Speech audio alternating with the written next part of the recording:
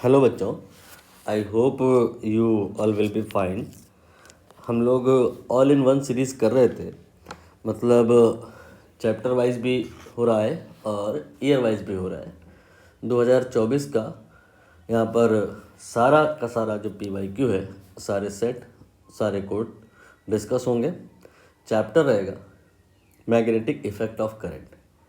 PYQ discussion will be in theoretical form, मतलब theory then question then theory then question. तो जो chapter है आपका, इसे आप काइंड ऑफ वन शॉट ले सकते हैं, that is magnetic effect of current. नाम से ही आपको समझ में आ रहा होगा कि यहाँ पर दो बातें हमें जाननी है। एक ये कि मैग्नेटिक इफेक्ट क्या होता है, दूसरा ये कि इलेक्ट्रिक करंट, इसका मैग्नेटिक इफेक्ट ये क्या होता है। तो देख लेते हैं मैग्नेटिक इफेक्ट क्या होता है।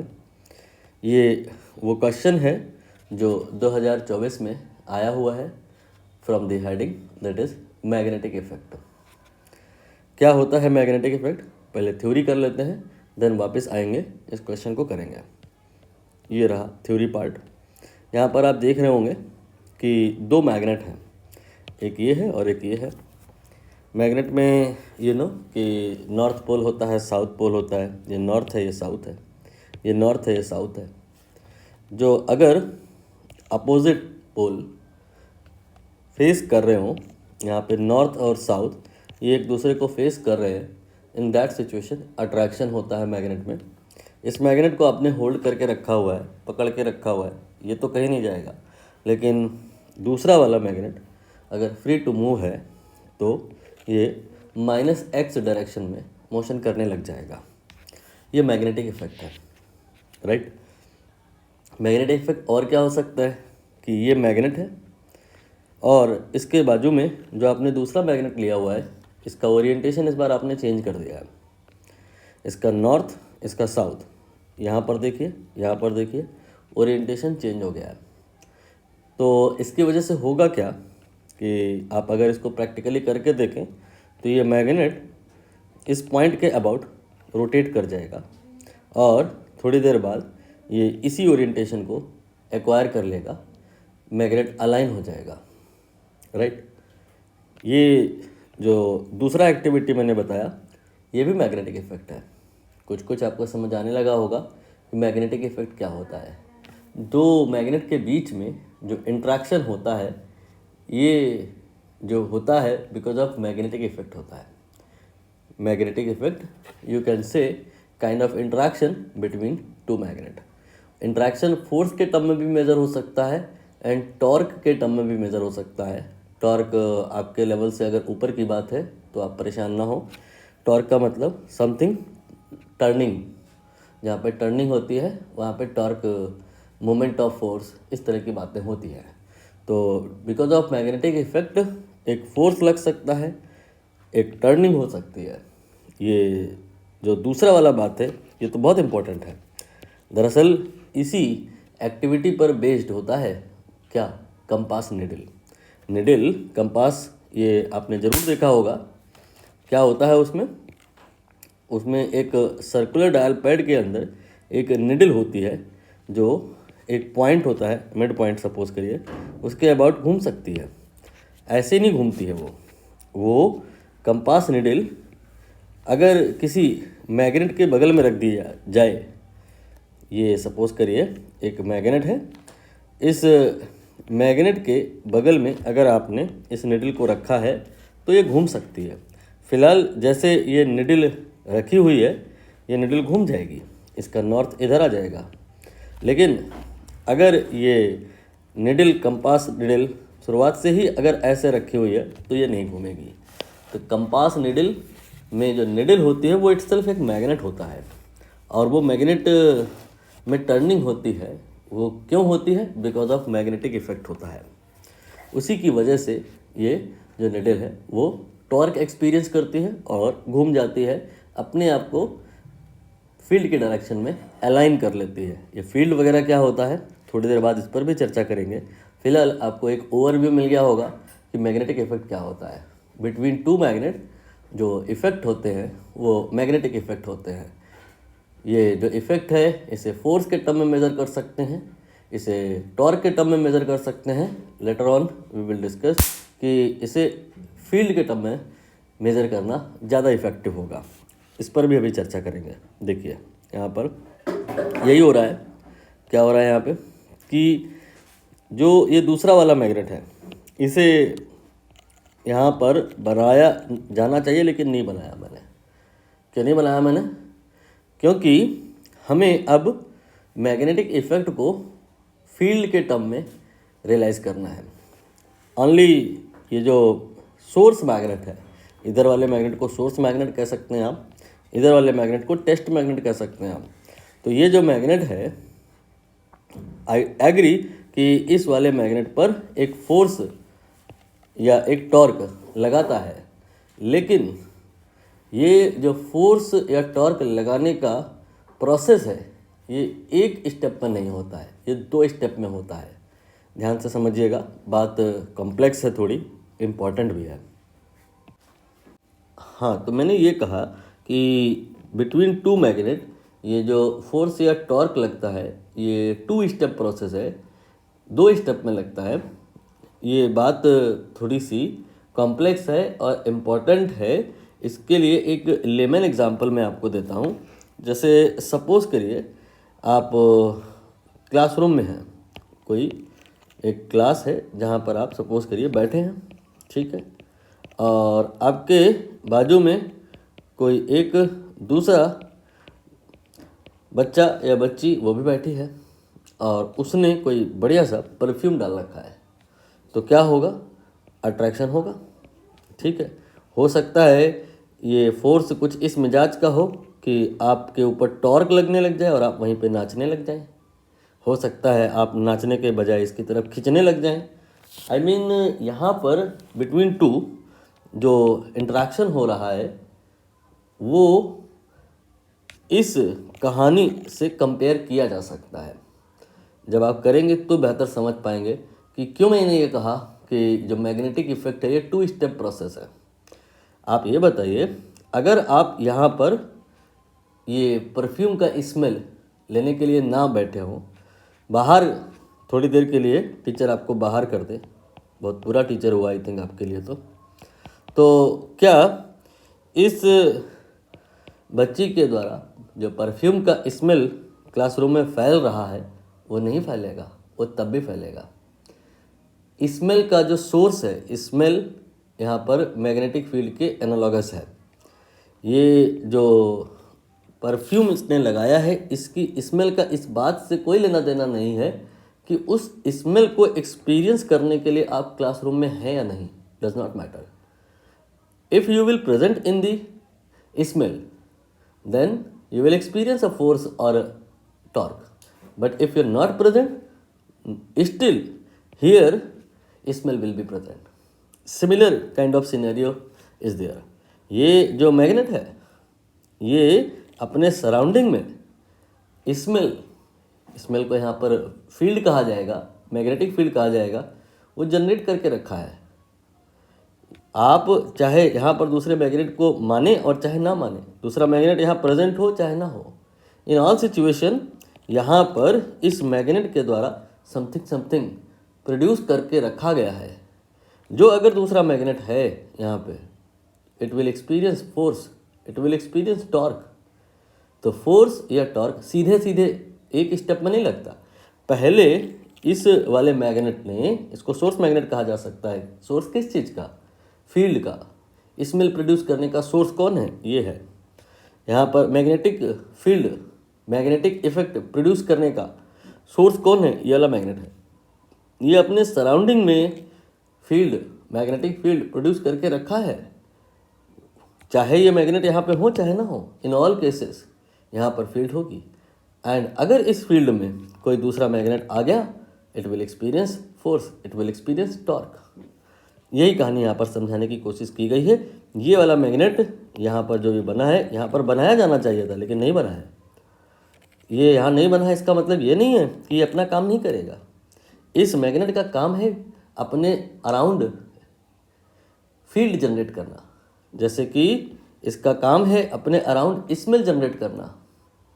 ऐसे ही every magnet has a property, क्या, अपने अराउंड अपनी प्रेजेंस का एहसास दिलाने के लिए वो फील्ड जनरेट करके रखता है, उसको ही कहते हैं मैग्नेटिक फील्ड। आई होप आपको मैग्नेटिक फील्ड क्लियर हुआ होगा। और मैग्नेटिक फील्ड जो इसने अपने चारों तरफ यहाँ पे प्रोड्यूस करके रखा है, इस मैग्नेटिक फील्ड में जो अगर कोई अनदर ऑब्जेक्ट, जैसे कि आप क्लासरूम में अगर वापस बुला लिए जाए तो आपको फोर्स लगने लग जाएगा। फील्ड वहाँ पहले से ही थी, स्मेल वहाँ पहले से थी, आपने क्लास में एंट्री ली, फील्ड के अंदर आप आ गए, आपको फोर्स एक्सपीरियंस होगा। तो यहाँ पर फील्ड देखिए ऑलरेडी है। अब यहाँ पर पहला वाला मैग्नेट नहीं बनाया गया, आप समझे आप कौन सा मैग्नेट नहीं बनाया जा रहा है? अब वो वाला मैग्नेट नहीं बनाया जा रहा है जिसने फील्ड प्रोड्यूस करी है। फील्ड बना दी गई है, लेकिन फील्ड जिस मैग्नेट की वजह से प्रोड्यूस की गई है वो यहाँ नहीं बनाया गया है। ये सारी बातें बहुत अच्छे से क्लियर करके चलना है, वरना इसमें आप चैप्टर में मिक्स कर देंगे स्टोरीज। जैसे कि कभी कहा जाता है कि करंट अगर किसी वायर में है तो फील्ड प्रोड्यूस करता है, और कभी कहा जाता है कि नहीं ये तो फोर्स इसमें लगता है। Current carrying wire field produce करता है या current carrying wire force experience करता है। ये स्टोरीज मिलती जुलती हैं और आप मिक्स कर देंगे। इसलिए इस कहानी से क्वेश्चन चाहे भले ना आए, लेकिन ज़रूरी है बहुत, अदरवाइज आप आगे की जो स्टोरीज है, आगे की जो हेडलाइंस हैं, उनको मिक्स कर देंगे, समझ नहीं पाएंगे। तो यहाँ पर क्या है, सोर्स मैग्नेट बना है और उसने अपने around magnetic field, you can say aura, अपना जनरेट करके रखा है। और उस सोर्स मैग्नेट के ऑरे में, मैग्नेटिक फील्ड में एक टेस्ट मैग्नेट यहाँ पर रख दिया गया, तो इसको टॉर्क लगने लग गया, फोर्स लगने लग गया। डिपेंड करेगा कि ये मैग्नेट अगर ऐसे रखा है तो टॉर्क लगेगा, और अगर ऐसे रख देंगे तो फोर्स लगेगा। फोर्स टॉर्क कब लगेगा कब नहीं लगेगा इस बात पर विशेष मैं आपको जानकारी अभी नहीं दे सकता, 12वीं क्लास में बहुत डिटेल में होगा, अभी इतना संभव नहीं है 10वीं क्लास में। राइट नाउ यहाँ पर आपको समझ में आ गया होगा कि मैग्नेटिक फील्ड ये इंटरमीडिएट, ये लिंक है। डायरेक्ट एक मैग्नेट दूसरे मैग्नेट पे फोर्स या टॉर्क नहीं लगाता। पहले मैग्नेट क्या करता है, सोर्स वाला अपने अराउंड मैग्नेटिक फील्ड जनरेट करता है, वो मैग्नेटिक फील्ड दूसरे मैग्नेट पे टॉर्क लगाती है। मतलब जो कंपास निडल अगर आप किसी मैग्नेट के अराउंड रख रहे हो, कंपास निडल इटसेल्फ एक मैग्नेट है, उस पर टॉर्क लगता है जिसकी वजह से उसमें डिफ्लेक्शन होता है। लेकिन ये जो टॉर्क लगता है कंपास निडल में सीधे सोर्स मैग्नेट की वजह से नहीं लग जाता। सोर्स मैग्नेट ने पहले अपने अराउंड मैग्नेटिक फील्ड जनरेट करके रखी होती है, और वो मैग्नेटिक फील्ड निडल पे टॉर्क लगाती है, उसकी वजह से डिफ्लेक्शन होता है। क्लियर हुआ? देखिए यहाँ पर ये एनसीईआरटी का ही स्क्रीनशॉट है। यहाँ पर ये मैग्नेट बनाया गया है, और इस मैग्नेट के बारे में मैंने कहा कि ये अपने अराउंड अपना ऑरा क्रिएट करता है, अपने अराउंड मैग्नेटिक फील्ड क्रिएट करता है। तो वो मैग्नेटिक फील्ड कैसी होती है, ये मैग्नेटिक फील्ड को समझने के लिए निडल का, कंपास का यूज़ किया जाता है। क्या होता है तरीका मैग्नेटिक फील्ड समझने का, ये थोड़ा जूम करके दिखा दूं मैं। ये हो गया मैग्नेट आपका, इसके करीब में यहाँ पे आपने एक निडल रखी। आपने निडल चाहे ऐसे रखी हो चाहे ऐसे रखी हो, जैसे भी आप निडल रखें, निडल का मतलब एक मैग्नेट से है, रखें, वो आफ्टर ऑल थोड़ी देर में एक सिचुएशन पर्टिकुलर डायरेक्शन में आके रुक जाएगी। ये डायरेक्शन यहाँ पर आ गई, ये इस डायरेक्शन में निडल आके स्टे करी है। तो यहाँ पर आप एक छोटा सा क्या करें, एरो बना लें। ऑलरेडी बन गया। निडल जो है उसकी इक्विलिब्रियम पोजीशन जो है इटसेल्फ एक एरो छोटा सा आपको हिंट कर रही है। अब यहाँ पर आप इस निडल को उठा के दूसरी जगह रखें, यहाँ पे रख लें, थोड़ा सा आगे बढ़ाएं। आगे बढ़ाने का मतलब एस से एन की तरफ जाएं। निडल को आप यहाँ पे कहीं पे जैसे रखें, तो आपने निडल मान लो ऐसे रखी, राइट, आपने निडल मान लो ऐसे रखी, चाहे जैसे रखो, आफ्टर ऑल वो एक इक्विलिब्रियम सिचुएशन एक्वायर कर लेगी। वो मान लो ऐसे ही आई, तो यहाँ पर अब ये साउथ हो गया, ये नॉर्थ हो गया। फिर यहाँ एन के पास आप निडल रखिए, फिर से ये निडल इस बार मान लो ऐसे इक्विलिब्रियम लेती है, तो ये छोटे छोटे जो एरो हैं, छोटे छोटे जो डॉट हैं, इनको आप जोड़ते जाएंगे, you will get a line. क्या मिल जाएगा आपको? एक लाइन मिल जाएगा। इस लाइन को कहते हैं मैग्नेटिक फील्ड लाइन। ये मैग्नेटिक फील्ड लाइन ही मैग्नेटिक फील्ड के बारे में जानकारी ठीक से बता रही होती है। मैग्नेटिक फील्ड को विजुलाइज करने के लिए मैग्नेटिक फील्ड लाइन का सहारा लिया जा सकता है। ये मैग्नेटिक फील्ड लाइन यहाँ पर देखिए बनाई गई हैं, आपको इसे याद करना है। क्या क्या यहाँ पर प्रॉपर्टीज़ हैं आपको पता होनी चाहिए कि मैग्नेट के नॉर्थ से मैग्नेटिक फील्ड लाइन निकलती है, साउथ पे एंटर करती है। कोई भी फील्ड लाइन देख लो, नॉर्थ से निकलती है, साउथ पे एंटर करती है, नॉर्थ से निकलती है, साउथ पे एंटर करती है। यहाँ पर देखिए जहाँ पर एन लिखा है, फील्ड लाइन बहुत पास है, जबकि यहाँ पर देखिए फील्ड लाइन थोड़ा, इनके बीच का जो क्राउडनेस है ये कम हुई है। फील्ड लाइन के बीच में डिस्टेंस थोड़ी थोड़ी बढ़ गई है, जबकि यहाँ पर बहुत घनी लाइन है, डेंसिटी है ज़्यादा। जहाँ डेंसिटी ज़्यादा होता है वहाँ पर कहा जाता है कि फील्ड जो है ना, इसका जो ऑरा है ना, वो ज़्यादा होगा। स्वाभाविक सी बात है, ये बहुत आसान सी बात है कि जो मैंने ये आपको लेमन एग्जांपल दिया, अगर आप इस बच्ची के बहुत करीब जाके बैठ जाओगे तो फील्ड स्मेल बहुत स्ट्रॉन्ग एक्सपीरियंस होगी। Strength of the magnetic field will be more if you are closer to the source. तो आपको इसको हर हाल में याद रखना है, ठीक है। नाउ यहाँ पर देखिए एक फील्ड लाइन ये बनाई गई है, एक फील्ड लाइन ये बनाई गई है। दिखाया गया है कि ये दोनों इस पॉइंट पी पर इंटरसेक्ट कर रही हैं। क्या ये पॉसिबल है? फील्ड लाइन का मतलब कुछ कुछ आप अभी तक जो समझे हैं बहुत सारी बातों में से, सबसे पहली बात तो आप यही समझे हैं ना कि फील्ड लाइन बनाई कैसे जा रही है। फील्ड लाइन बनाने के लिए एक पर्टिकुलर पॉइंट पे आपने निडल रखा है, और निडल चाहे जिस डायरेक्शन में आप रखो, इक्विलिब्रियम एक पर्टिकुलर डायरेक्शन में एक्वायर करती है, और वो डायरेक्शन फील्ड की डायरेक्शन होती है। मतलब निडल की जो डायरेक्शन होती है वो फील्ड की डायरेक्शन होती है। जैसे ये फील्ड लाइन आपने बनाई, यहाँ पर इस पॉइंट पर अगर हम बात करें तो फील्ड इधर को होगी, निडल की डायरेक्शन इधर आएगी। यहाँ पर अगर हम बात करें तो निडल की डायरेक्शन इधर आएगी, राइट। अब आप यहाँ पर अगर ध्यान से देखें तो आप अगर थोड़ी देर के लिए सिर्फ पहली वाली लाइन को ही एज्यूम करें और दूसरी वाली को भूल जाएं, तो आप क्या कहेंगे कि सर इस पॉइंट पे जो फील्ड होगी वो इधर होगी, इस पॉइंट पर फील्ड जो होगी इधर होगी, इस पॉइंट पर फील्ड होगी इधर को होगी, इस पॉइंट पर इधर को होगी, इस पॉइंट पर इधर को होगी। ये इस तरह से फील्ड की डायरेक्शन आप हर एक छोटे छोटे पॉइंट में ड्रॉ कर सकते हो। मतलब जैसे यहाँ पर आप निडल को रखो तो निडल इस डायरेक्शन में अलाइन होगी, यहाँ पे रखो तो निडल इस डायरेक्शन में अलाइन होगी। क्लियर हुआ? अब आप इस लाइन को भूल जाओ, मान लो ये नहीं बनी है, सिर्फ ये बनी है, तो फिर अगर आप निडल रखोगे तो इस पॉइंट पर जो निडल है वो इस डायरेक्शन में अलाइन होगी, यहाँ पर इस डायरेक्शन में अलाइन होगी, यहाँ पर इस डायरेक्शन में अलाइन होगी, यहाँ पर इस डायरेक्शन में अलाइन होगी, और यहाँ पर निडल इस डायरेक्शन में अलाइन होगी। इस तरह से अलाइनमेंट इसका धीरे धीरे चेंज होता चला जाएगा।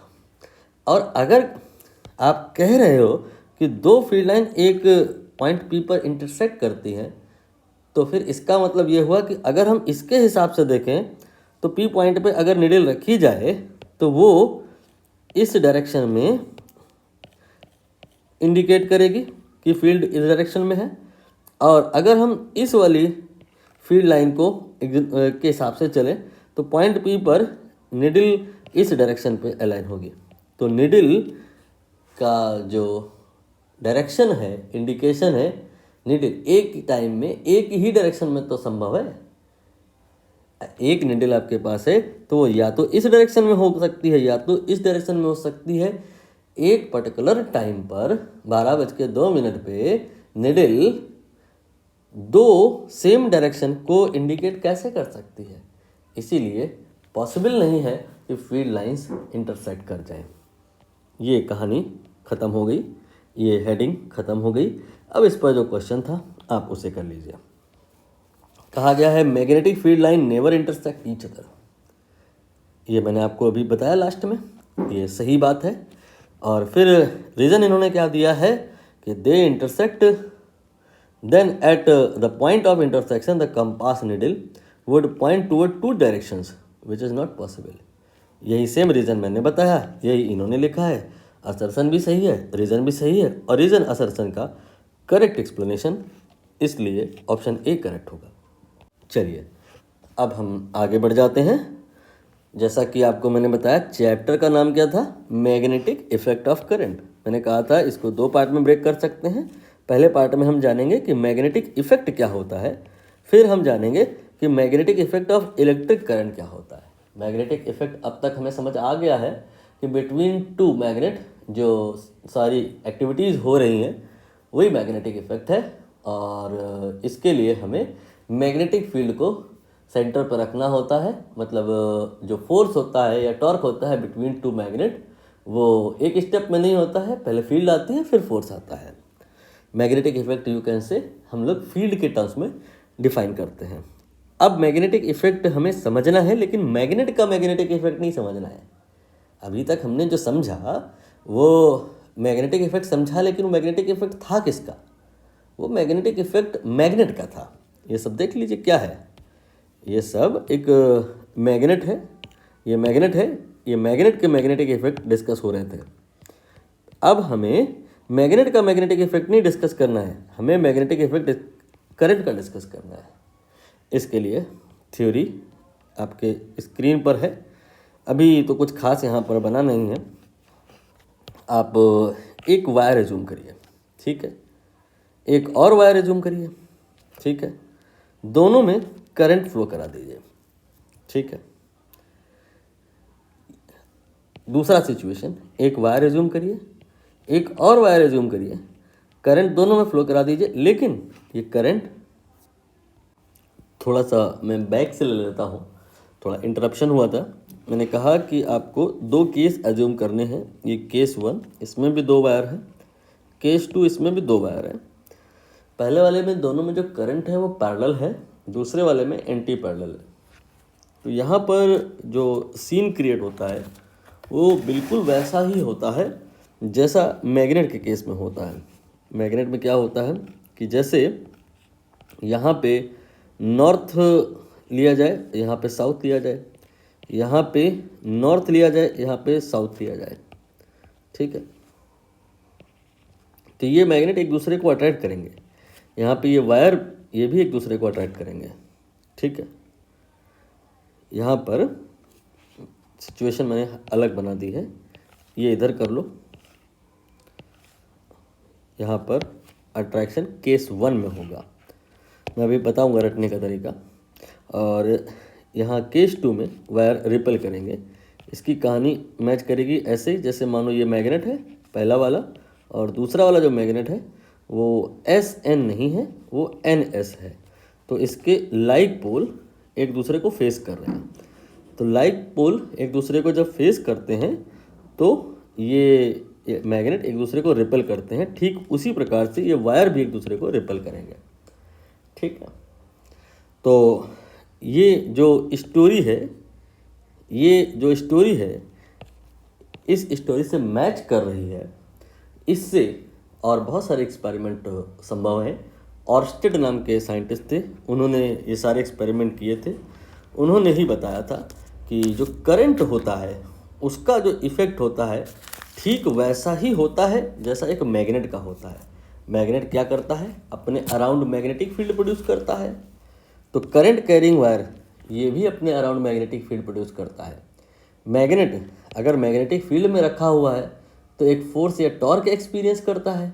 तो करंट कैरिंग वायर ये भी अगर मैग्नेटिक फील्ड में रखा हुआ है तो एक फोर्स या टॉर्क एक्सपीरियंस कर सकता है। यहाँ कर रहा है, देख लीजिए, फोर्स यहाँ पर दिखाई दे रहा है, यहाँ पे दिखाई दे रहा है ना। तो मैग्नेटिक इफेक्ट ऑफ करंट का मीनिंग क्लियर हुआ कि current is producing similar effect as that of magnet. Magnetic field जो मैग्नेट प्रोड्यूस करता है वही मैग्नेटिक फील्ड करंट के द्वारा भी प्रोड्यूस होती है, ठीक है। और ये जो फोर्स है, इसको निकालने का ये एक फार्मूला है, क्या है ये फॉर्मूला, I1 I2/R। मतलब क्या है कि I1 I2 ये करंट मैग्नीट्यूड वाइज अगर बात करें तो हमें प्लस माइनस का ध्यान ही नहीं देना है। जितना ज़्यादा करंट इन वायर्स में होगा, इनके बीच में अट्रैक्शन या रिपल्सन जो भी लगेगा, यहाँ अट्रैक्शन लगेगा यहाँ रिपल्सन उतना ही ज़्यादा होगा। और जो डिस्टेंस ऑफ सेपरेशन है ये R, ये अगर ज़्यादा होगा, ये R अगर ज़्यादा होगा तो फोर्स कम लगेगा। ये सिचुएशन सोचिए कहाँ बनती है। आपने हाई टेंशन वायर्स देखे हैं, उनमें करंट दौड़ रही होती है, उनमें करंट दौड़ रही होती है, और वहाँ अगर बहुत सारे वायर हैं उनमें करंट अगर सेम डायरेक्शन में दौड़ रही होती है तो ऐसा संभव है कि वायर दूर दूर हो जाए या पास पास हो जाए। ये एक्टिविटी घर में तो करना ठीक नहीं रहेगा। आप लेबोरेटरी में कर सकते हैं। 2 वायर लीजिए और उनमें करंट दौड़ा दीजिए, वो दूर दूर हो जाएंगे या पास पास आ जाएंगे, डिपेंड करेगा केस 1 चल रहा है या केस 2। और फार्मूला जो फोर्स लगेगा उनके बीच में ये है आपकी स्क्रीन पे। इसको आपको एग्जैक्टली याद नहीं करना है, बस एक रफ सीन जो है, रफ थीम आपके दिमाग में रहनी चाहिए। ये जो फोर्स है, ये करंट जो होता है, ये जस्ट लाइक कूलॉम्स लॉ आपने पढ़ा होगा ना, उससे मैच कर रहा है। G m1m2/r² पढ़ा होगा या K q1q2/r² पढ़ा होगा। इस तरह का कहीं ना कहीं कभी ना कभी कुछ पढ़ा होगा आपने, उसी के जैसा है लगभग ये। बिटवीन 2 मास एक फोर्स लगता है, वो ऑलवेज अट्रैक्टिव होता है। बिटवीन 2 चार्ज एक फोर्स लगता है, वो इस फॉर्मूले से निकलता है। ज़रूरी नहीं कि ऑलवेज अट्रैक्टिव हो। चार्जेस अगर लाइक हैं तो वो रिपल करते हैं, और अगर अनलाइक हैं तो वो अट्रैक्ट करते हैं। रटने का तरीका है करंट के केस में, चार्ज के केस में नहीं। चार्ज के केस में मैंने लिखा है, करंट के केस में, चार्ज के केस में जो होता है वो नहीं होता, अपोजिट हो जाता है। मतलब क्या कि अगर करंट लाइक करंट है तो वो रिपल नहीं, वो अट्रैक्ट करेंगे, और अगर अनलाइक करंट है तो वो रिपल करेंगे। अब आप चेक कर लो, यहाँ पर लाइक करंट है, दोनों एक ही डायरेक्शन में जा रही हैं तो कहा जाएगा लाइक करंट है। लाइक करंट लाइक चार्जेस जैसे कि रिपल करते हैं, लाइक करंट रिपल नहीं करेंगे, वो अट्रैक्ट करेंगे। Like charge like current opposite case हो जाएगा। यहाँ पर करंट अगर देखें तो अनलाइक है, अनलाइक करंट बोलो अट्रैक्ट करेंगी या रिपल। अनलाइक करंट वही करेंगी जो लाइक चार्जेस करते हैं। लाइक चार्जेस क्या करते हैं, रिपल, तो लाइक करंट रिपल करेंगी। इसको इसी प्रकार से करिएगा, नहीं तो फिर 10वीं क्लास में आपके लिए बहुत मुश्किल हो जाएगा। इसमें 2 रूल एक साथ लगेंगे। लोगों को दोनों रूल कब लगते हैं यही नहीं पता रहता। दोनों रूल आप एक साथ लगाएंगे कैसे? एक रूल मैक्सवेल का राइट हैंड थंब रूल लगेगा और दूसरा फ्लेमिंग का लेफ्ट हैंड रूल लगेगा। दोनों जब आप एक साथ लगाएंगे तब आप इस निष्कर्ष पे पहुंचेंगे कि यहाँ अट्रैक्शन होगा और यहाँ रिपल्शन होगा। लोगों को रूल ही नहीं पता रहते हैं तो दोनों रूल एक साथ कैसे लगाएंगे? इसलिए आपको ये जो ट्रिक है याद रखनी है। ये लाइक करंट है, अनलाइक चार्जेस की जैसी कहानी बनेगी, ये अट्रैक्ट करेंगी, और ये अनलाइक करंट है, लाइक चार्जेस से इसका कहानी मैच कर जाएगा, दे विल रिपल। एंड जो वैल्यू होगी force in between, whether it is attractive और रिपल्सिव, इस फॉर्मूले से निकाला जाएगा, जो ये कह रहा है कि जो फोर्स होगा वो एक तो करंट पर डिपेंड करेगा, जितना ज़्यादा करंट होगा उतना ही फोर्स ऑफ अट्रैक्शन होगा, और आर पे भी डिपेंड करेगा। वायर दूर दूर आपने अगर लिए हैं तो फिर उतना फोर्स नहीं लगेगा।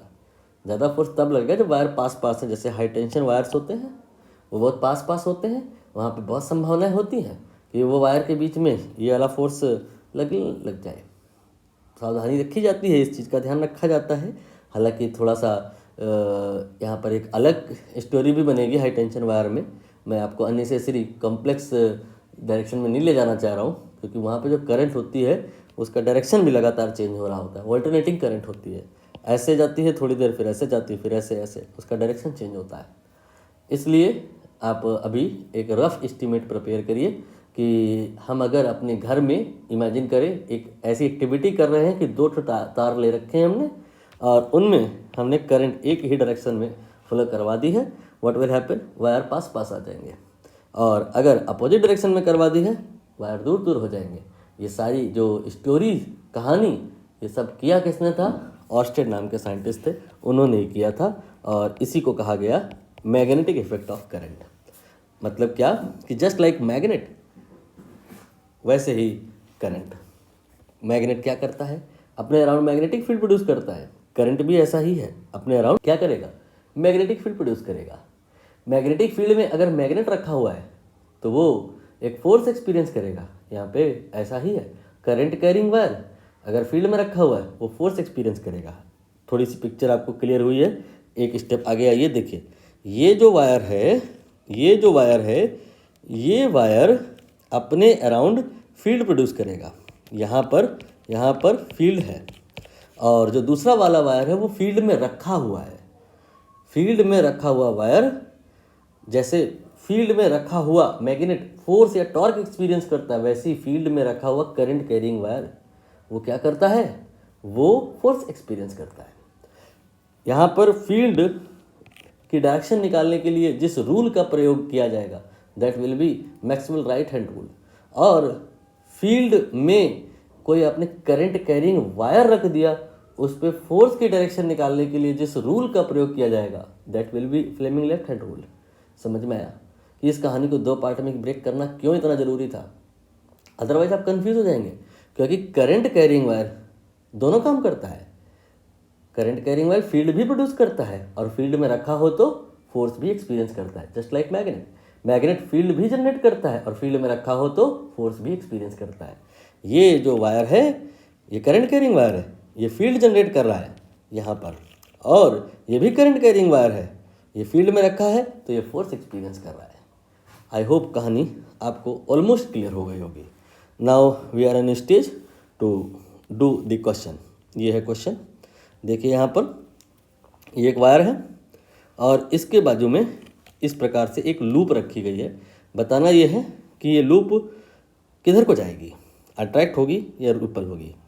क्वेश्चन रीड कर दूं मैं। A rectangular loop ABCD carrying current I is situated near a straight conductor XY such that conductor is parallel to the side AB। ये जो XY है ये AB के पैरेलल है। And if steady current I stabilised in conductor then conductor XY will, ये जो XY है ये किधर जाएगा? ठीक है, हमने आपको भी क्या बताया कि अगर आपके पास में 2 वायर हैं और दोनों में करंट है और सेम डायरेक्शन में है, what will happen? They will attract. आप इस रेक्टेंगुलर लूप को 4 सेगमेंट में एज्यूम करें। ये रेक्टेंगुलर लूप का पहला सेगमेंट, इसका कंपैरिजन XY से करें। Now we have to like current will do what? There will be repulsion in between. यहाँ पर मैंने रिपल्शन बोल दिया, attraction in between. Like current के बीच में अट्रैक्शन होता है, यहाँ पर ये अट्रैक्शन मैंने दिखा दिया। ठीक है, नाउ यहाँ पर इस रेक्टेंगुलर लूप का ये CD सेक्शन एज्यूम करिए और इसकी जो तुलना है XY से करिए। Here again we have 2 parallel wires but current is not like unlike current we have. ये ऊपर जा रही है, नीचे जा रही है। अनलाइक करंट ये रिपल करेंगे एक दूसरे को। यहाँ पर CD में XY की वजह से एक रिपल्शन आएगा, तो यहाँ पर हमने रिपल्शन बना दिया।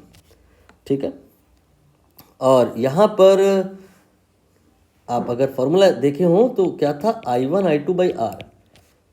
ये जो फोर्स लगा रहे हैं आप, इस XY पे 2 लगा रहे हो, एक इधर को लगा रहे हो, एक इधर को लगा रहे हो, बराबर नहीं होंगे, इक्वल मैग्नीट्यूड के नहीं होंगे। क्यों? क्योंकि R पे डिपेंड करता है ये फोर्स। जो आपका ये वाला फोर्स है वो बिकॉज ऑफ AB है। AB XY के करीब में है, जबकि CD ये करीब में नहीं है, ये दूर है।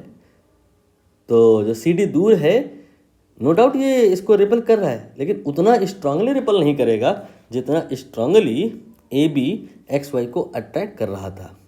तो ओवरऑल जो नेट फोर्स होगा XY में, इट विल बी अट्रैक्टिव। यहाँ पर आप इस सेगमेंट को इग्नोर कर सकते हैं। क्यों? क्योंकि ये XY के पैरेलल नहीं है, परपेंडिकुलर है। ये एक दूसरे के इफेक्ट को कैंसिल कर देंगे। तो यहाँ पर एक्स वाई वायर पे और लूप पे ओवरऑल एक रिपल्सिव नहीं, एक अट्रैक्टिव फोर्स होगा। तो अट्रैक्टिव फोर्स होने की वजह से जो ये दोनों लोग हैं एक दूसरे को अप्रोच करेंगे। तो वी कैन से दैट कि ये जो एक्स वाई है, ये जो एक्स वाई है ये ए बी की तरफ मूव करेगा। Remain stationary, no, move toward the side A B of the loop. ये आपका बी ऑप्शन करेक्ट हो गया। चलिए, now moving to next we have magnetic field due to long straight current carrying wire. जैसा कि मैंने आपको अभी अभी बताया, क्या बताया कि जो अगर आपके पास में दो वायर हैं, एक मान लो ये वाला और एक मान लो ये वाला, आपने इसमें करंट फ्लो करा दी, ठीक है। आपने क्या किया, पहले वाले वायर में करंट फ्लो करा दी, दूसरे वाले में भी करंट फ्लो करा दी। There will be a force, there will be a magnetic force in between. मैंने आपको अभी बताया कि ये जो फोर्स है डायरेक्टली एक स्टेप में नहीं लगता है, दो स्टेप में लगता है। पहले ये जो आपका वायर है ये क्या करेगा, अपने अराउंड मैग्नेटिक फील्ड जनरेट करेगा। हर जगह मैग्नेटिक फील्ड होगी बिकॉज ऑफ वायर वन, यहाँ भी, यहाँ भी, यहाँ भी, हर जगह मैग्नेटिक फील्ड होगी।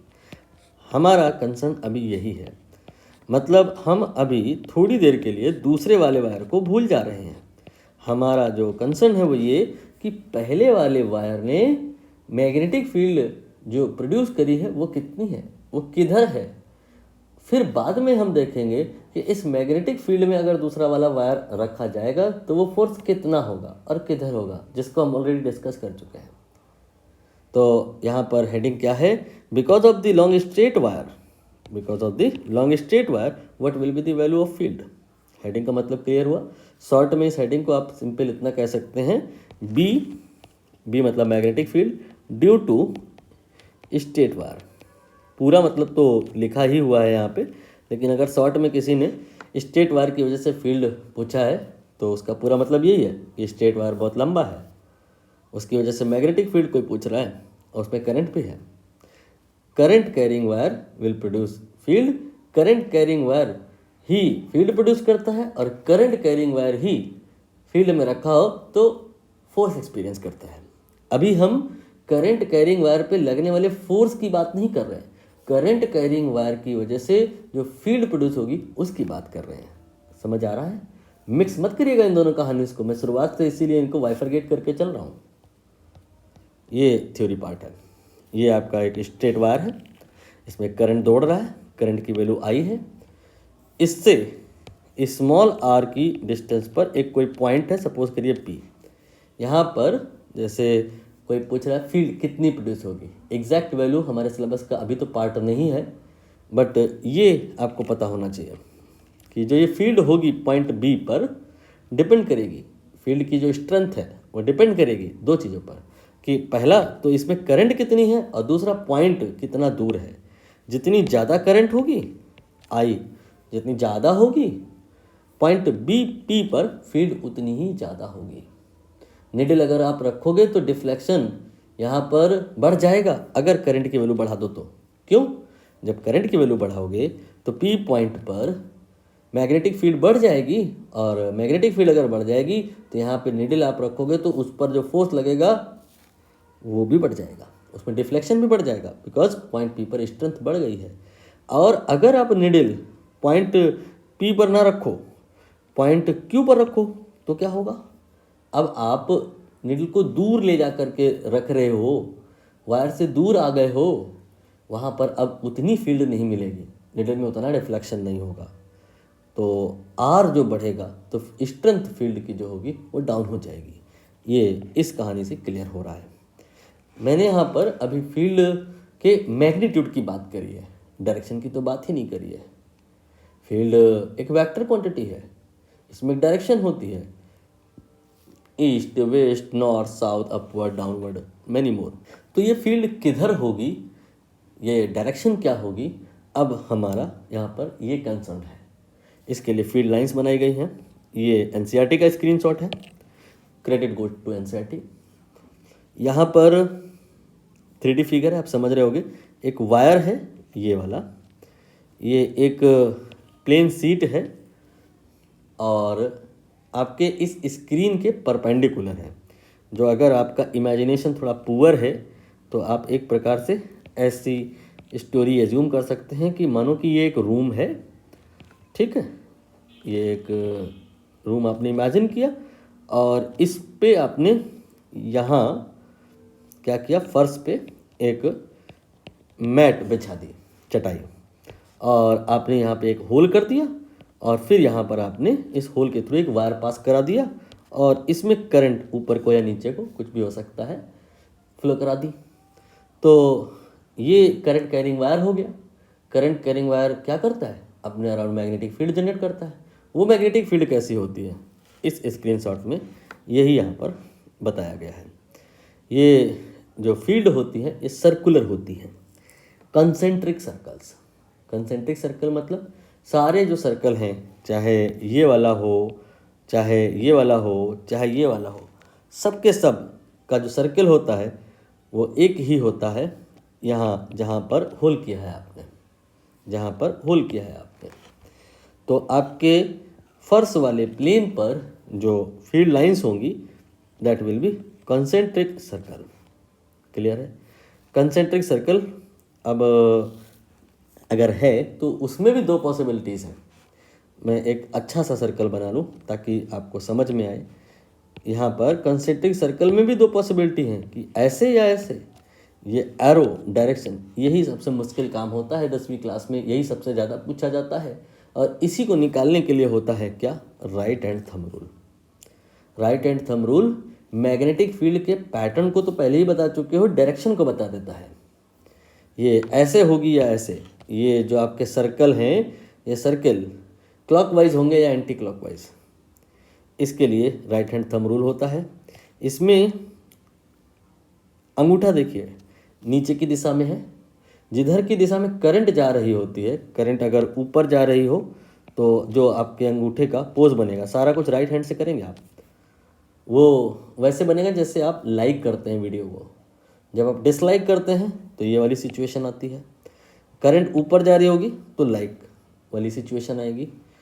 तो आपको एज्यूम करना है, क्या एज्यूम करना है कि जिस वायर के थ्रू मैग्नेटिक फील्ड लाइन का पैटर्न एंड डायरेक्शन हमें बनाना है, उस वायर को आपने अपने दाहिने हाथ के मुट्ठी में बंद कर रखा है, पकड़ के रखा है, ठीक है। जैसे मान लो ये वाली कहानी है, तो आपने इस वाले वायर को क्या कर लिया, होल्ड कर लिया है, पकड़ लिया, मुट्ठी में बंद कर लिया, ठीक है। और ये हो गया मान लो आपका अंगूठा और ये हो गई आपकी फिंगर्स, ऐसे आपने पकड़ लिया, ठीक। और अब आपको क्या करना है, मुट्ठी को खोलना है, बंद करना है, मुट्ठी को खोलना है, बंद करना है। बंद करते समय आपको एक सेंस क्लॉकवाइज या anti clockwise, person to person vary कर सकता है, रियलाइज होगा। वो जो सेंस होगा वो मैग्नेटिक फील्ड की डायरेक्शन को ही बता रहा होगा। यहाँ पर देखिए इस जगह पे ये मुट्ठी अभी बंद है, जब मुट्ठी खोल लेगा ये और फिर जब मुट्ठी बंद करेगा तो मुट्ठी इस प्रकार से बंद होगी। ये फील्ड लाइन का पैटर्न है, फील्ड लाइन की डायरेक्शन है। जो अगर आपको इस रूल से नहीं समझ में आया तो और बहुत सारे रूल हैं, लेकिन वो किताबों में नहीं है, वो हमारे व्यक्तिगत ऑब्जर्वेशंस हैं। आप उनसे कनेक्ट कर सकते हैं लेकिन आप लिख नहीं सकते उनको अपनी एग्जामिनेशन कॉपी में। शक्तिमान आपने देखा होगा, ये आपके शक्तिमान है, ये देखा होगा आपने कि ये उड़ने के पहले वहीं पर क्या करते हैं, गोल गोल घूमते हैं, गोल गोल घूमते हैं ना।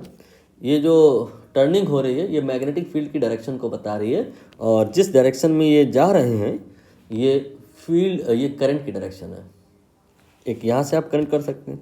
दूसरा, आप कभी अपने फैन को देखिएगा, जो आपका छत वाला पंखा होता है, छत वाला पंखा जब घूमता है तो अभी चाहे आप ये करके देखिए, मेरा बिलीव है कि आधे से ज़्यादा लोग समझ नहीं पाएंगे, आसान सी बात है लेकिन बता नहीं पाएंगे। फैन आपका भी अगर ऑफ है, ऑन करिए नहीं, पहले सोचिए कि ऑन करेंगे तो वो किधर को घूमेगा, क्लॉकवाइज या एंटी क्लॉकवाइज।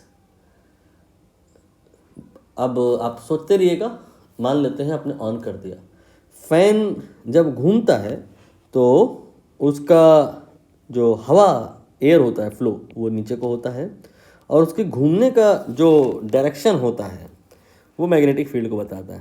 इस प्रकार से बहुत सारे ऑब्जर्वेशंस हैं जिससे आप फील्ड की डायरेक्शन रियलाइज कर सकते हो। बाकी एक और तरीका है कि एंटी क्लॉकवाइज टूवर्ड्स ऑब्जर्वर।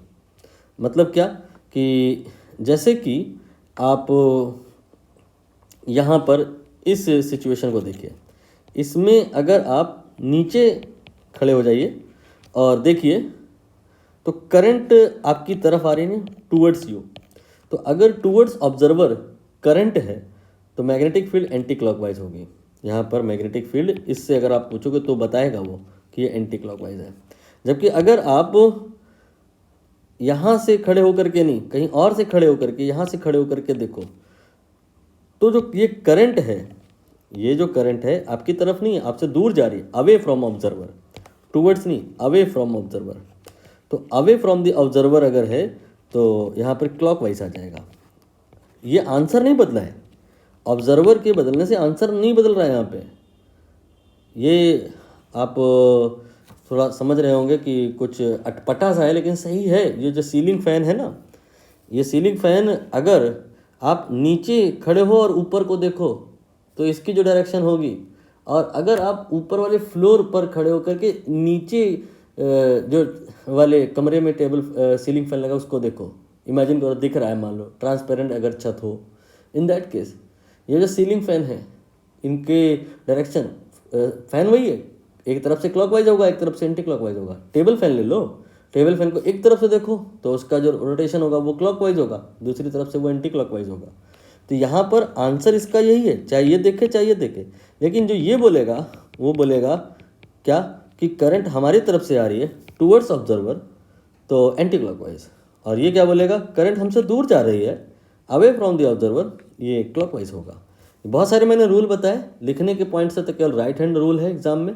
बाकी ऑब्जेक्टिव क्वेश्चंस करने के लिए आप इनमें से कोई भी रूल ले सकते हैं, चाहे शक्तिमान वाला रूल ले लेना, चाहे राइट हैंड थंब रूल लेना, चाहे सिंपल आप एक बात ये याद कर रख लो कि टूवर्ड्स ऑब्जर्वर तो वो एंटी क्लॉकवाइज होगा। जो जहाँ पे आसानी से क्विकली आंसर कर देना हो आप अप्लाई कर सकते हैं। ठीक है, now we are in situation कि एक क्वेश्चन कर लिया जाए, ये वाला।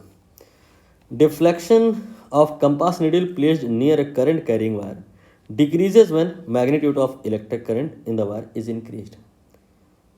क्या कह रहे हैं कि एक करंट कैरिंग वायर है, उसमें इलेक्ट्रिक करंट का मैग्नीट्यूड बढ़ाया है, इंक्रीज किया है।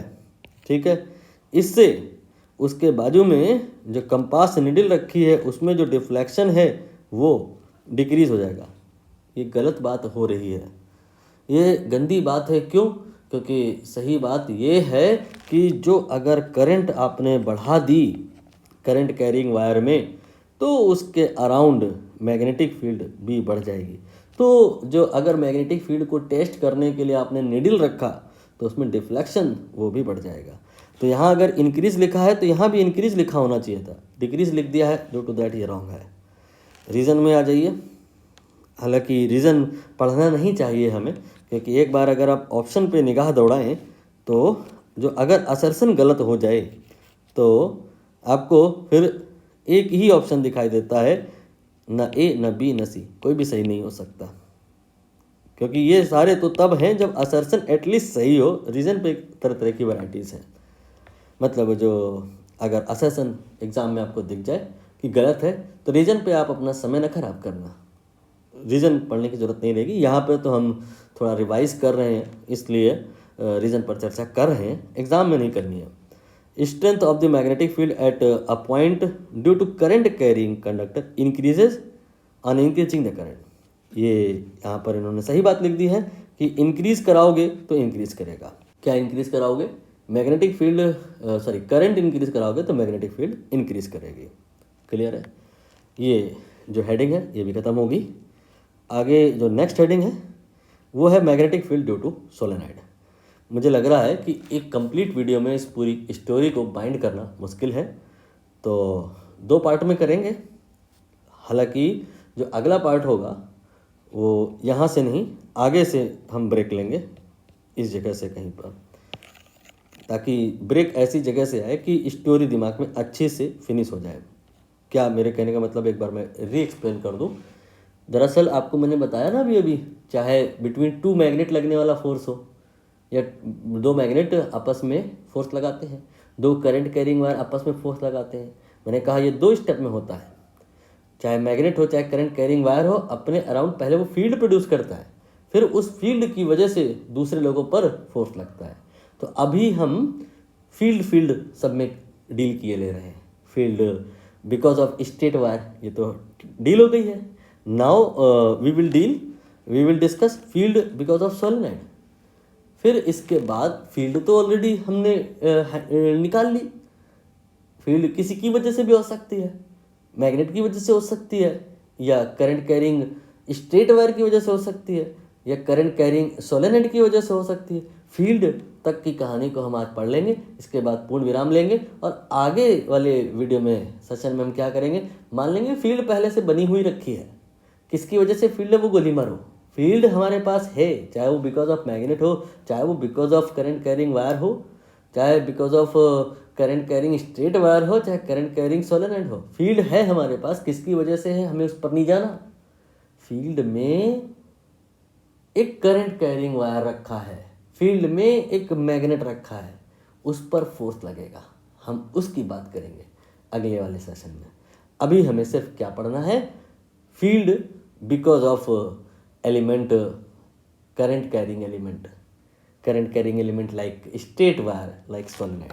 तो ये हेडिंग है आपकी next one, that is field due to solenoid. Based on this we have these questions जो 2024 में आए हैं, थ्योरी पार्ट पर आइए। ये एक ट्यूब है, जो आपका पेन होता है, पेन जिससे आप लिख रहे हैं, वही मान लो यहाँ पर बना दिया गया है। और एक वायर आप मार्केट से खरीद के ला सकते हैं, 5-10 रुपये का 1 मीटर मिल जाएगा। 1 मीटर तो बहुत छोटा हो जाएगा, लेकिन फिर भी काम चला लेंगे समझने के पॉइंट से। उस वायर को आप इस ट्यूब के ऊपर ऐसे ऐसे लपेट दीजिए, वाइंडिंग बोल देंगे इसको, वाइंड कर दिया आपने वो।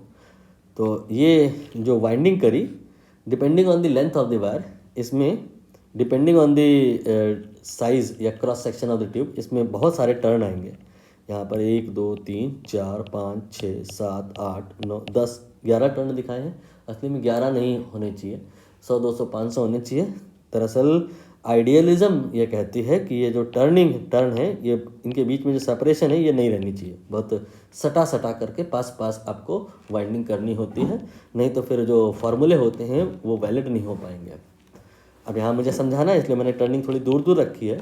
तो आइडियल कंडीशन अचीव करने के लिए जो नंबर ऑफ टर्न्स हैं, दैट इज़ n, वो ज़्यादा रखे जाते हैं। अभी हम क्या कर रहे हैं, मैग्नेटिक फील्ड निकालने जा रहे हैं बिकॉज ऑफ सोलेनोइड। तो पहले ये तो जाने कि सोलेनोइड क्या होता है, फिर हम सोलेनोइड की वजह से फील्ड पर भी बात कर लेंगे। तो सोलेनोइड क्या होता है, ये एक ट्यूब होती है और ट्यूब के ऊपर वाइंडिंग होती है। करंट जब तक हम इसमें नहीं दौड़ा रहे हैं तब तक ये सोलेनोइड मीनिंगलेस है। जब आप इस वायर में करंट फ्लो करवा देंगे तो क्या होगा, ये जो सोलेनोइड है ये मीनिंगफुल हो जाएगा। मीनिंगफुल होने का मतलब क्या, ये करंट कैरिंग वायर आपको यहाँ पे मिल गए, बहुत सारे मिल गए, तो ये मैग्नेटिक फील्ड प्रोड्यूस करने लगेगा, राइट। ये जो मैग्नेटिक फील्ड प्रोड्यूस करेगा ये किन किन चीज़ों पर डिपेंड करेगा, ये यहाँ पे लिखा हुआ है, इस पर क्वेश्चन आए हुए हैं, अभी करेंगे। एन पे डिपेंड करेगा, आई पे डिपेंड करेगा, एल पे डिपेंड करेगा। एन क्या है, एन है नंबर ऑफ टर्न। आपने जो सोलेनोइड बनाया तो आपने नंबर ऑफ टर्न ज़्यादा रखे तो फील्ड ज़्यादा आएगी। आई, ये करंट ज़्यादा दौड़ा दिए अगर इसमें तो जो फील्ड आएगी वो ज़्यादा आएगी। ट्यूब की लेंथ, ये उल्टा चलता है, ट्यूब ज़्यादा बड़ी नहीं मांगता है ये मामला, ट्यूब छोटी रखेंगे आप। एल जितना कम होगा, बी उतना ही ज़्यादा होगा, ठीक है। अब यहाँ पर ये एक और चीज़ है, स्मॉल आर, ये इस फॉर्मूले में कहीं नहीं है लेकिन इनडायरेक्टली रिलेटेड है। स्मॉल आर है क्या, साइड से आप देखो ना तो ये एक सर्कल दिखाई देगा, क्रॉस सेक्शन, उस सर्कल का radius, that is small r. ये एन पे डिपेंड करता है। एन और small r they are not independent, they are related. For example आपके पास वही मान लो 1 मीटर का ही तार है, एक बार आपको उसको वाइंडिंग करनी है उसकी इस पतली सी ट्यूब में और एक बार आपको करनी है इस मोटी सी ट्यूब में।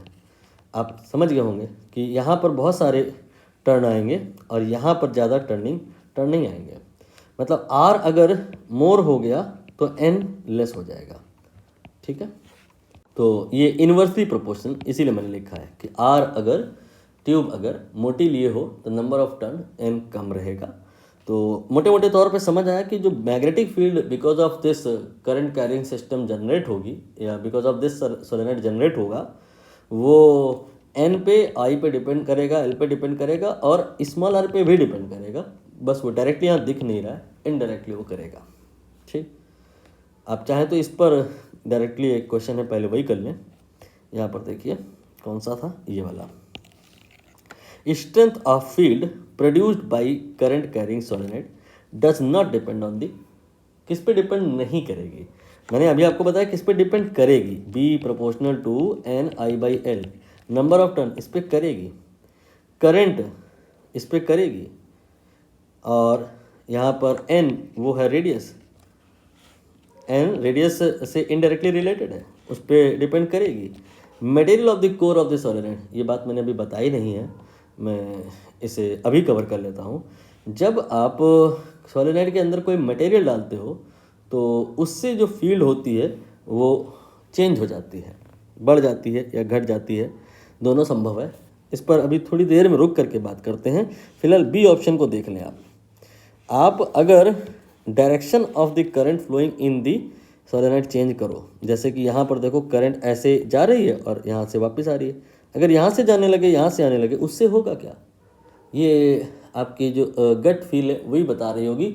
इस डायरेक्शन को चेंज किए हो तो इससे परिणाम ये आएगा कि डायरेक्शन के चेंज होने से जो फील्ड जनरेट हुई है उसकी डायरेक्शन में चेंज आएगा, उसकी स्ट्रेंथ में, मैग्नीट्यूड में कोई चेंज नहीं आएगा। तो यहाँ पे ये वाला जो है ना, direction of the current flowing through it, ये सही है। क्यों? क्योंकि यहाँ पर इसको चेंज करने से मैग्नेटिक फील्ड की स्ट्रेंथ में कोई चेंज नहीं होगा, मैग्नेटिक फील्ड की डायरेक्शन में चेंज होगा। बाकी डी ऑप्शन को अभी मैंने एक्सप्लेन नहीं किया है, अभी मैं बताऊंगा थोड़ी देर में कि अगर आपने कोई मटेरियल सोलेनोइड के अंदर घुसा दिया, उससे जो फील्ड होगी वो चेंज हो जाएगी। अब वापस थ्योरी में आइए। यहाँ पर देखिए मैंने आपको अभी current carrying, straight current carrying wire की वजह से फील्ड बताया, तो पैटर्न क्या रखा, पहले मैग्नीट्यूड बताया फिर डायरेक्शन। डायरेक्शन को समझने के लिए बेटर विल बी कि फील्ड लाइंस ड्रॉ कर लें। यहाँ पर भी वही है, field lines because of solenoid, ये ड्रॉ किया गया है। क्रेडिट गोज टू एनसीईआरटी का ये स्क्रीनशॉट है। यहाँ पे ये सोलेनोइड की वजह से देखिए फील्ड लाइंस बनाई गई हैं और ये बिल्कुल मैच कर रही हैं किससे, जो आपने थोड़ी देर पहले बनाया था because of bar magnet. North से निकली और साउथ पे आ गई, नॉर्थ से निकली और साउथ पे आ गई।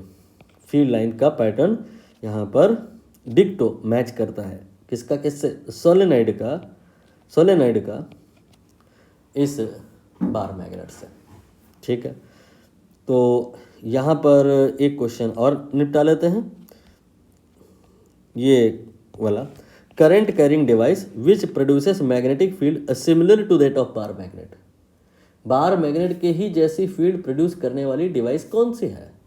स्ट्रेट करंट कैरिंग वायर, मैंने ऐसा नहीं कहा कि वो मैग्नेटिक फील्ड प्रोड्यूस नहीं करती है, देखिए करती है। स्ट्रेट करंट कैरिंग वायर की वजह से भी फील्ड लाइंस आई हैं, लेकिन उसकी जो फील्ड लाइंस हैं, उसकी जो मैग्नेटिक फील्ड है वो बार मैग्नेट से डिक्टो मैच नहीं हो रही है। डिक्टो बार मैग्नेट से मैच होती है किसकी, सोलेनोइड की। इसीलिए मैग्नेट के केस में बाय डिफ़ॉल्ट बार मैग्नेट मान लिया जाता है और करंट कैरिंग सोलेनोइड के करंट कैरिंग वायर के केस में बाय डिफ़ॉल्ट समटाइम लोग सोलेनोइड मान लेते हैं। सोलेनोइड को ही इलेक्ट्रोमैग्नेट कहा जाता है। इलेक्ट्रोमैग्नेट का जो मतलब है वो करंट कैरिंग वायर से हो सकता है, वो वायर स्टेट भी हो सकता है, वो वायर स्टेट नहीं भी हो सकता है। ये जो आपका अगर ऐसा कोई वायर है इसमें करंट दौड़ रहा है, ये भी अपने अराउंड मैग्नेटिक फील्ड प्रोड्यूस कर रहा है, ये भी एक प्रकार का इलेक्ट्रोमैग्नेट है, लेकिन इसे लोग इलेक्ट्रोमैग्नेट की संज्ञा नहीं देते हैं।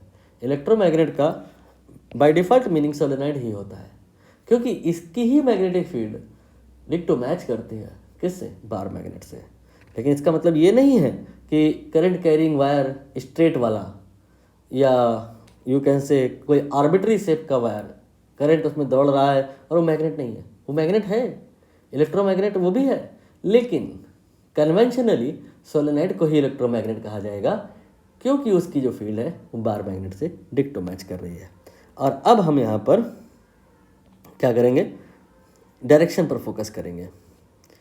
डायरेक्शन मतलब ये जो फील्ड लाइंस आप बनाए हो, इसमें प्रश्न जैसे वहाँ पर उठा था स्ट्रेट करंट कैरिंग वायर में कि फील्ड लाइन आपने कहा तो कॉन्सेंट्रिक सर्कल्स, तो एरो क्लॉकवाइज या एंटी क्लॉकवाइज, ऐसे यहाँ पर जब फील्ड लाइंस आप बनाओगे बिकॉज ऑफ दिस सोलेनॉइड, तो इधर से इधर बनाओगे, इसमें एरो इधर को लगेगा या इधर को? इस एरो को लेकर के कोई रूल होना चाहिए भाई। ये आपको क्वेश्चन एग्जाम में गिवन रहेगा, कहा जाएगा कि फील्ड लाइंस इसकी वजह से ड्रॉ कर दो, तो आप फील्ड लाइंस ऐसे ड्रॉ कर दोगे, यहाँ पर एरो ऐसे बनाओगे या एरो ऐसे बनाओगे। ये कैसे पता चलेगा? ये तो तब क्लियर होगा ना जब हमें ये पता चल जाए कि इधर नॉर्थ है या इधर साउथ है। अगर इधर नॉर्थ हो गया तो फील्ड इधर से निकलेगी और दूसरी तरफ टर्मिनेट होगी, और अगर इधर साउथ हो गया तो फील्ड दूसरी साइड से आ रही होगी और इधर पे टर्मिनेट हो रही होगी। तो कुल मिलाकर के अब स्टोरी यहाँ पर इस जगह आ पहुँची है कि जो ट्यूब के दोनों एंड हैं उनकी पोलैरिटी आइडेंटिफाई करें, किधर नॉर्थ किधर साउथ। इसके लिए है ये रूल। क्या है रूल? कि क्लॉकवाइज ये साउथ होता है, एंटी क्लॉकवाइज ये नॉर्थ होता है। रटने में अगर मुश्किल हो तो देखिए एन लिखा है, और इस एन में आप देखिए ये जो एरो है ये अगर आगे कंटिन्यू किया जाए तो इससे मैच करेगा, और अब ये देखिए रोटेशन जो हो रहा है ये एंटी क्लॉकवाइज है, तो नॉर्थ एंटी क्लॉकवाइज। मतलब जब आप करंट का फ्लो देख रहे हो इसमें, तो इधर पे आप खड़े हो जाइए, और इधर पे खड़े होने के बाद आपको देखना है कि करंट क्लॉकवाइज है या एंटी क्लॉकवाइज है। अगर आपको इधर पे खड़े होने के बाद करंट एंटी क्लॉकवाइज दिख रही है, कह दो सर जी इधर नॉर्थ है। दूसरी तरफ खड़े होने की जरूरत नहीं है, बाय डिफॉल्ट अपने आप दूसरी तरफ साउथ हो गया, लेकिन फिर भी अगर आप जिद्दी हैं तो इधर खड़े हो जाइए। आप देखिए तो इधर आपको अब क्लॉकवाइज दिखाई देगा, क्लॉकवाइज करंट दिखाई दे रही होगी तो आप बोलोगे इधर साउथ है। अगर आप इधर खड़े हुए और आपको इधर की तरफ से करंट दिखाई दे रही क्लॉकवाइज, तो इधर आप बोलोगे साउथ, तो फिर इधर हो जाएगा नॉर्थ। तो पोलैरिटी रिक्वायर्ड थी और रूल उसके लिए हमने सीख लिया, क्या कि नॉर्थ और साउथ, एंटी क्लॉकवाइज और क्लॉकवाइज। एक बात छूट गई है, उसको भी कवर कर लेते हैं कि अगर इस ट्यूब के अंदर हम कोई एक मटेरियल डालें, जैसे वो मटेरियल कई प्रकार का हो सकता है। हम आयरन, मैग्नेटिक मटेरियल, आयरन जैसे लोहा, इसमें मैग्नेटिक प्रॉपर्टीज़ होती हैं, अपने आप पहले से ही होती हैं। जैसे अगर आप एक लोहे का कोई कॉइन लो और ट्रेन की पटरी पर रख दो, कुछ लोग ये एडवेंचर करते थे, आई विल नॉट रिकमेंड। तो यहाँ पे ट्रेन की पटरी पर अगर उसे रख दिया जाए और ट्रेन उसके ऊपर से गुजर जाए, तो बाद में जब उस कॉइन को उठाओ तो उसमें मैग्नेटिक प्रॉपर्टीज आ जाती हैं। सारे मटेरियल्स में ये नहीं होगा, आयरन या आयरन के जैसे मटेरियल्स होंगे उनमें ये होगा। तो उस टाइप के मटेरियल अगर आपने इसके अंदर पहले से रखे हैं, तो होगा क्या कि जब ये करंट आप इसमें फ्लो कराओगे तो उसकी वजह से जो फील्ड आएगी वो तो आएगी ही आएगी, लेकिन ये जो अंदर मटेरियल है ये उस फील्ड में चेरी ऑन केक बढ़ोतरी कर देगा, इंक्रीज कर देगा, और कुछ इंड्यूस एक्स्ट्रा कर देगा जो ओरिजिनल के साथ जुड़ जाएगी, टोटल फील्ड बढ़ जाएगी। क्लियर हुआ? तो यहाँ पर ये बात यहाँ रह गई थी वो कवर कर ली मैंने कि material of the core of the solenoid, इस पे फील्ड की स्ट्रेंथ डिपेंड करती है। पूछा है किस पे डिपेंड नहीं करती है, बी ऑप्शन करेक्ट होगा। बाकी ये जो फील्ड लाइंस हैं इसमें एक और आपको ऑब्जर्वेशन लेना है, जूम करके देखिए ध्यान से, सोलेनॉइड के अंदर देखिए, बाहर नहीं। सोलेनॉइड के अंदर देखिए, बाहर नहीं देखिए। फील्ड लाइन देखिए, नियरली लगभग पैरेलल हैं और इक्विडिस्टेंट है। Parallel and equidistant line you can say uniform magnetic field. Uniform magnetic field कहाँ होती है?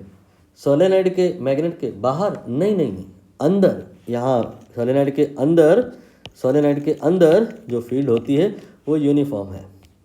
तो ये इस प्रकार की फील्ड लाइन अगर कोई कहे किसकी वजह से प्रोड्यूस हो सकती हैं, तो सबसे सीधा सा जवाब है बिकॉज ऑफ सोलेनॉइड, वो भी आउटर में नहीं, अंदर में, इनर में। अब आप इस एक क्वेश्चन को जो रह गया है निपटा दें कि pattern of magnetic field produce inside a current carrying solenoid. ये इनसाइड वर्ड की बात हो रही है। कैसा होगा? Uniform, parallel, equidistant. ये वाला ऑप्शन सही होगा। ये गलत है, ये भी गलत है, ये भी गलत है। यहाँ पर ए ऑप्शन जहाँ पर पैरेलल लाइंस है, इक्विडिस्टेंट लाइन है, दैट विल बी करेक्ट। तो आज की कहानी में हमें इतना ही रखना है क्योंकि बहुत कहानी लंबी हो गई है। ये नेक्स्ट क्लास में स्टार्ट होगा, force on current carrying conductor. तब तक के लिए थोड़ा आप तब तक रिवाइज भी कर लें ताकि बाउंसर ना जाए, क्योंकि जब सब एकदम से पढ़ लोगे तो समझ में सब आएगा, लेकिन एकदम से सब मिस हो जाएगा। इसलिए एक आप छोटा सा ब्रेक ले लें, फिर यहाँ से हम लोग स्टार्ट करेंगे।